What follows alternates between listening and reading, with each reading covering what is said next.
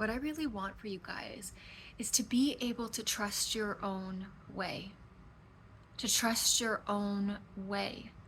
And this is the thing is it really sucks, okay? It really sucks when but we're not going to stay in this mentality, but it really sucks when your parents who are there are supposed to be there to protect you, to nurture your true self, to give you that firm foundation so that, when you leave home, you're able to soar, you're able to know your worth, you're able to go, well, of course, anything is possible. But unfortunately, a lot of our protectors didn't protect us. They actually didn't have the emotional capacity to raise us and instead put their emotions on us. It happens. And so, the very thing in you that comes so naturally that you don't have to effort for, that comes easily, you most likely had it as a child, but it wasn't nurtured because you had to sit down and suppress it and take on your parents' dumpings on you, right? It's like your most natural thing, but you don't trust it. And so here you are, you're getting glimmers, you're getting downloads, you're receiving like little glimpses of wanting to trust yourself. You have these ideas, you like maybe something that I say or some other post like clicks with you, and it's like, oh, I want to discover that. But then like you doubt yourself, you shame yourself, you have that voice in your head that's like, sit back down, you don't get what you want. Okay, very, very valid. Very valid. Because, this part of you was not nurtured properly by the people that you looked up to. And let me tell you, like reparenting yourself, choosing yourself is one of the most courageous things. Because when a parent doesn't nurture your true self, and like, it's not normal, okay? It's not normal. You grew up as if it's normal. And so you allow it with maybe current partners, current situations at work, current friendships. It's not normal. Okay? It's not normal to have a parent devalue you. It is not normal to have a parent dump their emotional pain on you. It is not normal. Okay? When you have a parent emotionally dump on you and you're just a child, you don't have a parent. You have someone who has not been able to cope with their emotional trauma and unlearning that, like when I left home, what happened when I left home? When I finally left home and I was able to stop suppressing, I had chronic pain, I had acne, I had bowel issues, I couldn't leave my house. It all came to a forefront. So, very often when people come into my containers and they start to heal and they actually stop suppressing, it seems like it's going worse, and it's like, no, that's how much you suppressed because you had a caregiver or something in your life not be able to protect you properly. So I want to just emphasize that it's not normal. And like, I'm not afraid to sit here and call parents out for taking their anxiety and depression out on their kids. Like, you need to grow up, okay? Like, I say that with the bluntness because in order to be a parent, it is a big responsibility. And you really, really need to take emotional responsibility for your life and make the changes and not let that influence how you raise your kids. But unfortunately, some people don't know how a big deal that is. So but I don't want you to stay here. I don't want you to stay here. I really want you to realize that there is a war on happy people. There is a war on, it's a spiritual warfare. There's a war on people not knowing how to express themselves. There's a war on people continuing to allow their spouse, their relationship, their parents to continue to behave this way. And then you'll blame yourself for it, and then you'll say, okay, well, we allow what happened to us to become an excuse for why we can't get to what we want. And right there is where things need to change.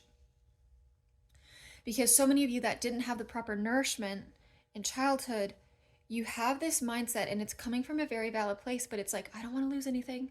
I don't want to fail. I don't want this bad thing to happen to me, because bad things did happen to you, but you're living in your past. You're living in your past when you do that. And it's really hard because in the avoidance of avoiding something bad happening, you're staying stuck. And in that avoidance, you're actually creating the very thing that you're scared of because you feel it in your mind. And in that space, you're not in control. Your mind is in control, and it's letting you live today feeling awful, feeling miserable, feeling like, oh my gosh, the worst thing could happen to me. And your mind finds proof, and then you tell the stories and you complain about why your life is the way it is. And yes, like, I want you to be so held. I want you to be so held and express what happened to you, because the process of that is really good. But what I feel and what I sense and what I know from a lot of people is you go into the therapy office, you have that safe space, you express it, but you allow your story to ruin your now because you keep complaining about it. I don't want to be in rooms with people who complain about it, because you're allowing your past to keep you entrapped in your present. That's why it's like people can leave the abusive relationship, people can leave, the abusive thing, and that takes so much guts. And so congratulations if you've left the abuse. But then the work is you have to take responsibility to leave those patterns that are embedded in you that you learn from someone else. That's your responsibility. So if you keep saying, you get together with people and you're waiting for someone to save you outside of you, it's like, oh, I'll just stay stagnant and how I feel, and you're waiting for someone to come save you. Like, sometimes I have to tell my clients, like, I'm not here to save you. I'm not here to save you. Like, I wouldn't be a good coach if I was like, I'm here to save you. And I mean, that's why a lot of people struggle in church, because they're waiting for Jesus to come save them, and they don't realize that Jesus is within them. Like, they've been told, accept Jesus into your heart, but they're still waiting for the Savior to come back, when it's like, no, you asked Jesus into your heart. Are you going to take responsibility to change your inner world so you can actually feel the full love of Jesus Christ? Or are you going to continue to sit in your suffering and complain and wait for a Savior to come? That's a very victim mindset. And we don't realize that a lot of people with good intentions are living in this victim mindset where they never feel like they get to where they get to be, because it's like, we get addicted to the chaos, right? Like, I was definitely addicted to the chaos, but like, it's very unhealthy. It's very unhealthy. So I want to bring you into the realization that you can be future oriented. You can be future oriented where can you envision a future where you're safe, where you're loved? And this is where like it gets tricky, because then people start to envision their future, but they're still envisioning their future with their past of, this is going to happen to me, this bad thing is going to happen to me, and I have to avoid it, and I don't want to get old, and oh my gosh, you're still operating in the past.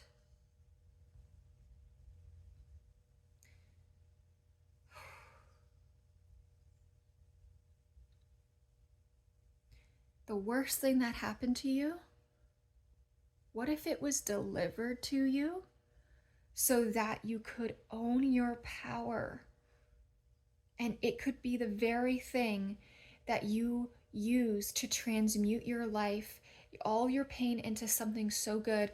What if nothing happened to you, everything happened for you, so that you could rise up into who you actually are and go beyond where anyone in your family has gone before? You can start to live your life that doesn't make sense, where when you go all in on your life and you choose to value yourself, to prioritize yourself, to trust back into your natural way, people are going to look at you like you're crazy, but you're going into the place where a lot of people who are stuck in victimhood are not willing to see, but you are, because you know that this part of you is still there, and you want to connect back to this.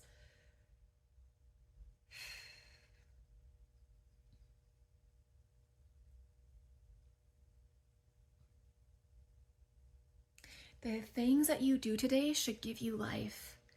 The things that you feel today should be propelling you forward, where your future gets brighter and your past gets better. If you're living right now where your past is getting worse and you're ruminating in it, and it's like, poor me, nothing good gets to happen to me.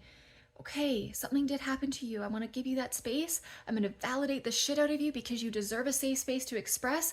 And then I'm also going to say to you, and who do you want to become? Because that version of you can start today. what your parents did to you, what your abuser did to you, what that teacher said to you, and you stayed there. It's valid. It happened to you, but you've got to give yourself permission to take responsibility and become the version of you that you were always meant to be. Because that person is not lost. That person is right here within you. Cheers. Cheers to the ones who are shame slaying today, who are not taking, self-judgment to be their identity, the ones who are like maybe not fully feeling ready, but you're gonna live brave today. You're gonna do the impossible. You're gonna stay committed. You're gonna go, oh my gosh, like anything is possible today. And you're gonna go live from that place, and you're gonna see miracles unfold, and you're going to get into the love that you are. Like, fulfillment, love, joy, abundance, it's an internal game. It's an internal being. And that's what a lot of people miss is, oh my gosh, I finally got the results outside of me. But guess what? It's just a temporary band-aid if you haven't learned that it's within you. Do you see that? Do you see that? You get to decide how you want to feel today. You get to decide how you want to feel today. And I really, really hope and pray that you will choose to live out of the future you that is secure rather than the past version of you that was based on someone else. That's an identity shift. That's a quantum leap. That's you owning your fucking power. That's you saying enough is enough. So many people are saying, well, I don't know how. I don't know how. That's victim consciousness. You get to choose who you want to be. In every single moment, you are the how. You get to figure it out. If you stay stuck in that, it's gonna be 10 times harder. 10 times harder. You're gonna be fighting yourself when you could allow. How do you want to feel?